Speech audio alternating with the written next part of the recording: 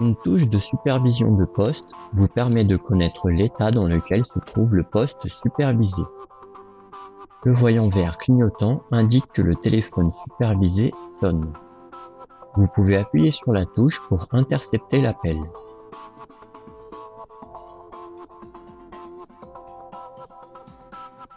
Le voyant rouge fixe indique que le téléphone supervisé est en communication. Lorsque le voyant est éteint, la touche vous permet d'appeler le téléphone supervisé.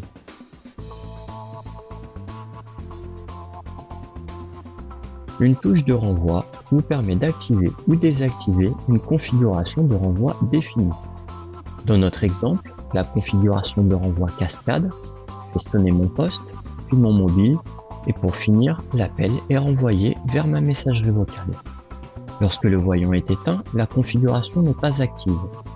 Lorsque le voyant est rouge fixe, celle-ci est active.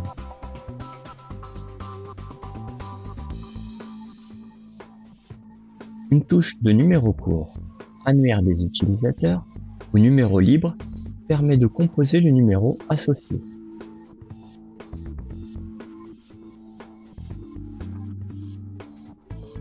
Une touche de messagerie de groupe vous permet de joindre le répondeur associé. Une touche d'interception d'une file d'attente permet de récupérer l'appel le plus ancien de la file correspondante à la touche. Le voyant est rouge fixe lorsqu'il y a au moins un appel dans la file.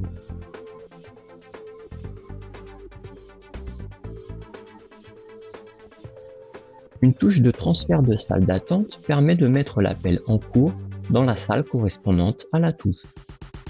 Le voyant ne sera jamais allumé. Une touche d'interception d'une salle d'attente permet de récupérer l'appel le plus ancien de la salle correspondante à la touche. Le voyant est rouge fixe lorsqu'il y a au moins un appel dans la salle. Une touche d'interception, transfert, de salle d'attente permet lorsque la salle est vide de transférer l'appel en cours et lorsqu'elle contient au moins un appel de récupérer l'appel le plus ancien.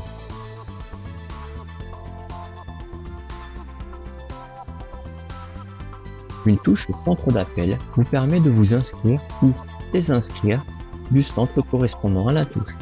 Lorsque le voyant est éteint, vous n'êtes pas inscrit dans le centre d'appel. Lorsque le voyant est rouge fixe, vous êtes inscrit dans le centre d'appel.